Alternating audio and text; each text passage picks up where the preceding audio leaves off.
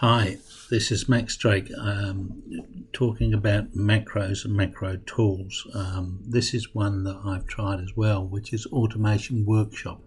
There's a free edition of it. It's quite nice to use, and what it does is it replaces the Windows task scheduler, in that it'll run tasks at specific times, but unlike just Windows Task Scheduler, you can actually do actions within it as well, so like little macros. So the task examples that it's got here are pretty basic ones. I was a bit disappointed with what they actually had. I wanted to try and look at productive ones. I started to set up the email process so that if an event occurs, it can actually send you an email, a bit like a Zapier. You know, this has happened, or somebody's put another file into a specific folder, then send me an email, or those sorts of things. I've yet to play around with them, and the Zapier ones, you know, I've got one sending me some weather notifications. In fact, I'm trying to work on one at the moment which will give me some tides information and some weather information and some other information on stuff that's specific to me. I'm working on that just from the point of view of working through the process. So I've tested the file. The other one is that I've got is that I use Greenshot. I've just moved over to Greenshot, which is a free screenshot saver.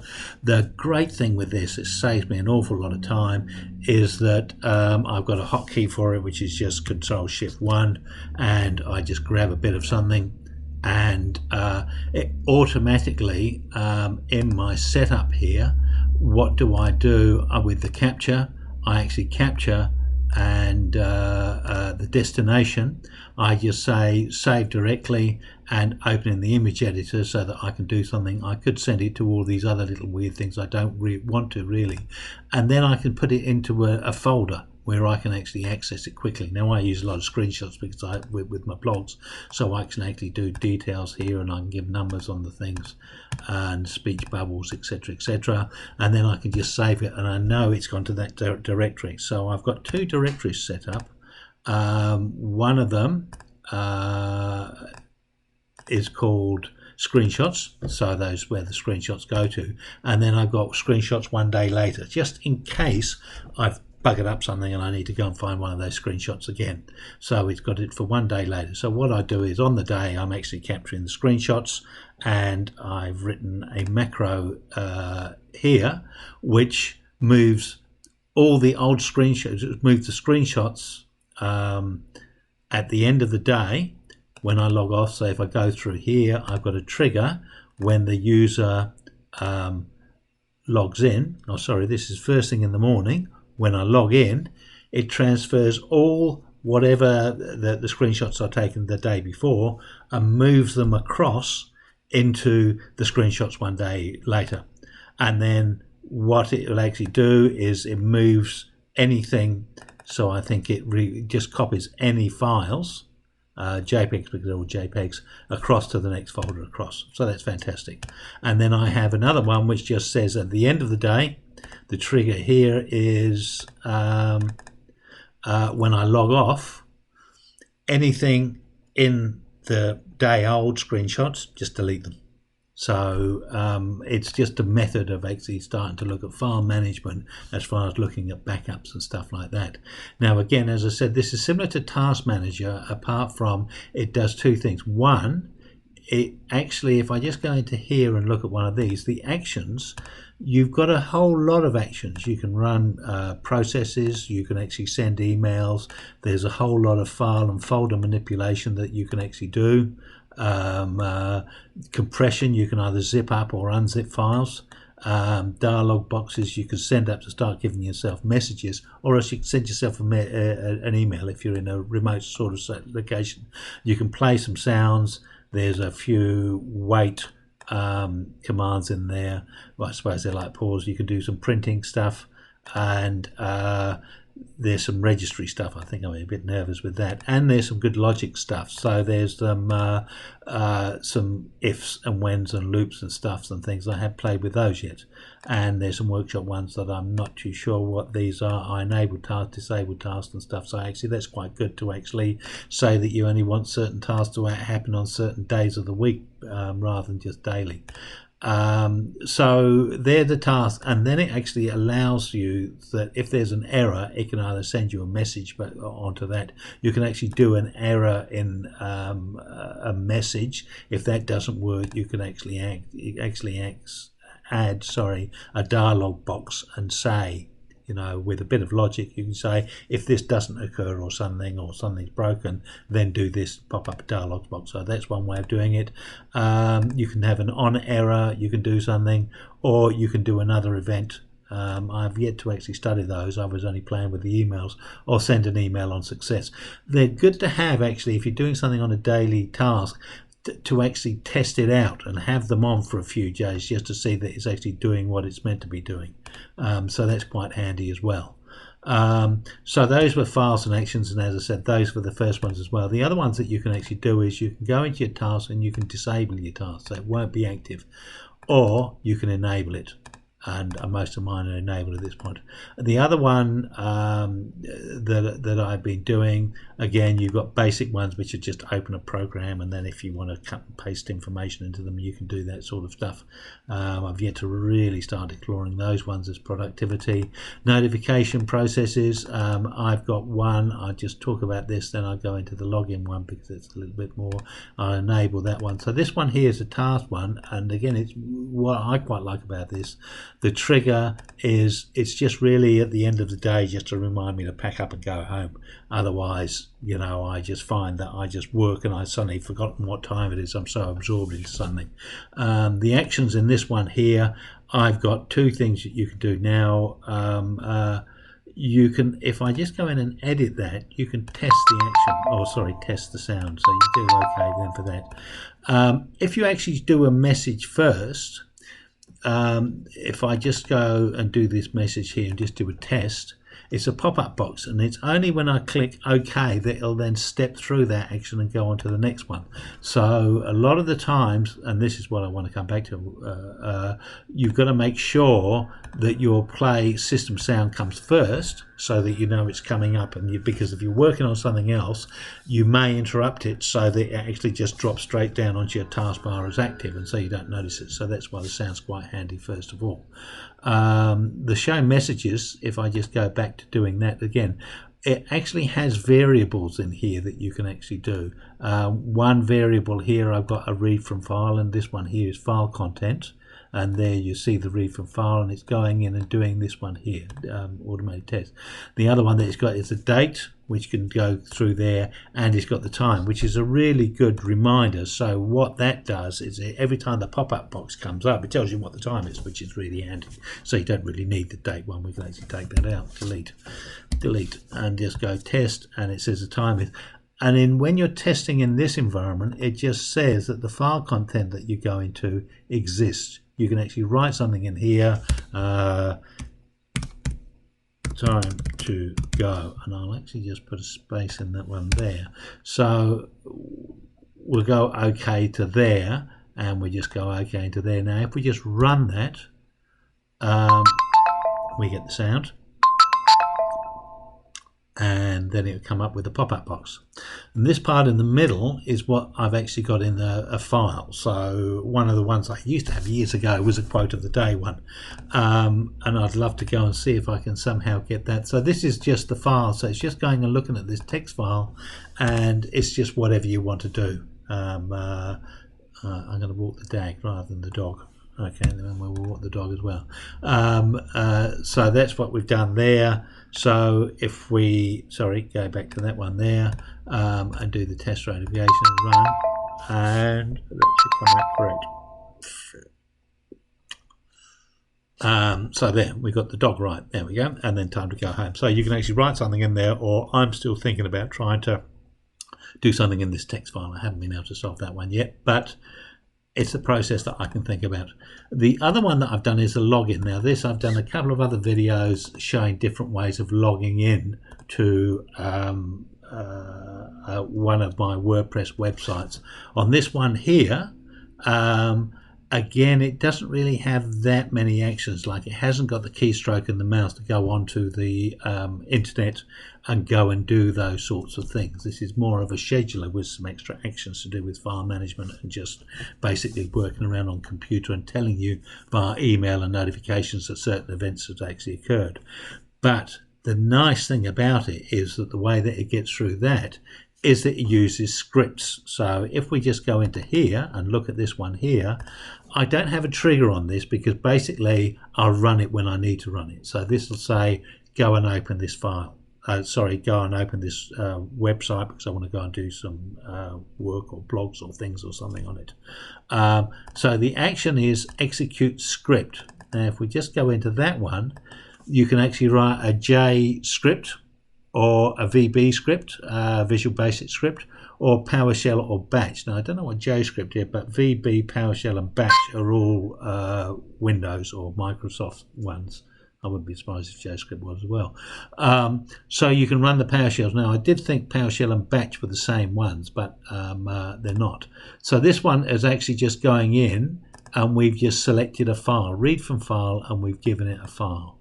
And so what I've actually done in that one is that we just switch over to PowerShell. So this is the actual script itself, and this runs pretty much the same as the auto hotkey script. It's based on key combinations jumping through. The top one, #L, is Control L, and that just takes you to the address bar. And then I tab down. I've got pauses through here, and then I tab down. I've been trying to write myself messages through here, and those don't seem to be working at all because they would run on this bottom script down here. You can see them running. I was hoping to try and identify where those errors occur. The one nice thing with this as well, similar to Acciona, is that you can run selected. So you can just test part of your script and things. As it is, I'll just run it through the way through here. Sorry, oh yeah. I'm just going to save that, and so here it's gone through, gone into the site, gone in, and it's been works and then it doesn't work. We'll try that one again. Dum dum dum dum dum dum. Now I'm not so sure about this. There, it's done part of it. I don't know, it seems to get stuck on certain bits. There we go. So I did actually log in, but it's sticking on that first bit. So I'll run that a third time and just see. I'm not too sure whether spaces are seen as, it's just looking at that point there. Now as soon as you do that, I think it goes through and does it, doesn't it? No, it's done an error through that one. I was playing around with this a little bit, and I put these back in again, and I don't know whether that line means whether it reads as a line or whether it's actually just blank or not. I just had these before like that, and it seemed to run quite nicely. Give that one more run.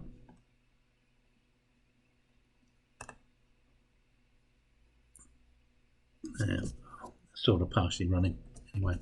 The process is there, just needs to be tested and get more robust. Not really a problem, that principle's there. So that's the actual PS1 file.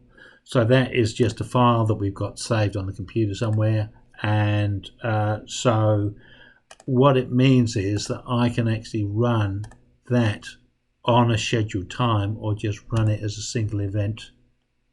Oh, sorry, do you want to cancel? What we'll do, we'll just enable that event and we'll click on it and go run. So that means we can run it anytime or actually schedule it as a time to actually run. Here we go, this will run nicely now. There we go. So it does that log on process, and all I was trying to do was replicate the same processes and other things, because I wanted to do a basic bit of learning inside PowerShell, just to get a feel for that. It's not necessarily the most elegant way of doing it, but it's there. So that's really as far as I've got with using the automation workshop. There's a few other things in there, and there's a few more sophisticated ones. So mine are just very, very basic at this point in time. And the other one down the bottom is it's actually telling you that all these events have actually taken place. You need automation workshop to be running for it to activate those things at a specific time. As it is, it's actually usually running down in the tray, and I've got it starting up on startup anyway, so it should be running all the time. You can disable it at any point in time. This is why it's sort of on a server, it might be a really good idea. I'm trying to do some processes at the moment. I'll video that if I get them to work, which goes out and web scrapes web pages using something like the auto hotkey thing, or I think I'm using the Actiona to do it. Scrapes the information from the website, and it's like the daily tides, and it's the daily weather, or the daily shares, or something like that. It brings it in to a file, and then this can actually send it, so that can actually happen in the middle of the night if it's running on the server, and then it can actually just email it to you, or give it to you in some other method as well. The other thing which with this is that if you've got a scheduled task at say 1 o'clock, send me an email just as a reminder to say that I've got a hairdressing appointment or something like that, and your computer's not on at 1 o'clock. When you do turn on the computer next, it will send that, so it's kind of realised it's gone past that time, and it will trigger that event and do it. So from the point of view of on a PC, you've got the idea of, you know, when's my computer normally open so that I can schedule a task within that period of time, or the other two things that you actually have is on log on or on log off. And again, if you look at those, if we just go to the edit task and we look at triggers and add the trigger, there's file folder watchers, and so the event of those is another file's been moved across into there. Or in fact, actually, I should try the file folder watcher with the files and actions for my screenshot ones. Although I'd rather just do it at the end of the day. So, although I've got to try that something. You can do something on the startup, shut down, on the log on and log off, and then on the task scheduler. And so that's with the PC as it is at the moment. So very nice tool. What I'm finding with the productivity macros is they don't actually give you particularly, you know, they kind of either give you really basic ones, or they look like they're using them on some very sophisticated thing where they've written a lot of smart code, which is too much. But I'm finding it really hard to find just useful ones, and sort of like beginner level, middle level, and then more advanced, so that you can sort of build your skill set on these things. But anyway, that's my learning process so far. These are really, really basic ones at this point in time, but I can see they're really powerful tools because they work right the way across. And again, this one here is just open a program and do something. But in fact, one of the ones that I was thinking of doing this is like I use Revit, and some modeling stuff, and I use a bit of Excel, so I use a bit of macros and things like that. The nice thing with a lot of these sorts of macros and things is that they work across programs, so that you can work within some of the programs and actually do manipulations. Like inside Revit, there's the whole print process of you've got to print so many sheets off with this, that and the other.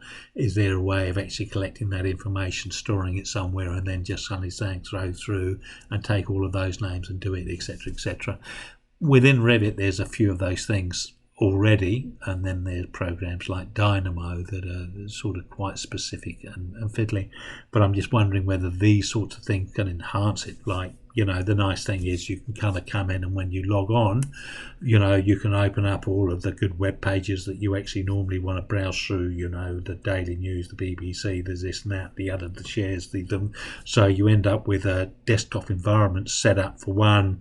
That's my sort of first startup for information there. Second one is the information of I'm working in a modeling environment doing that, and then I'm working in a different task doing specifications or something, and I can have a third desktop there. So you've got your 3 desktops automatically set up. You can sort of do that in your start menu and your startup menu and things like that, but this one I think you can tailor it a little bit further as well. Sort of handy, but yeah, it's one of those things, once you start refining it, they're quite nice to do, but it's really I want something where it's sort of, you suddenly thinking that is a really useful tool that I built that I find it really works with the applications, and it's tailored for my needs on a certain things. While I'm here, I'm actually just going to go and demonstrate where's that gone? It hasn't started up.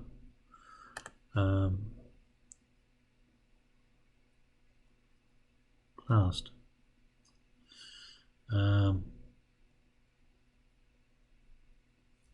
I'm just going to rocket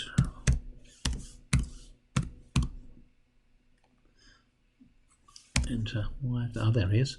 One of the ones in Rocket Dock was a really quick and dirty one, is this tiny tasks, is that you can actually record a whole lot of very simple screenshots, and so say go into File Manager, go into Downloads, go into that subdirectory there, take that file there, copy it, and we'll just put it onto the desktop. Oh bugger, it's going to get gritty because there's already one there. So there we have that one, and then we can go save. Oh, sorry, stop recording, and now we can actually play that back, and the mouse should start going and doing those sorts of things. This one's a bit crude in some ways, but the nice thing about it is it's really quick, and it gives you an idea of what you actually want to do. Oh dear, it's going to do something mad there. So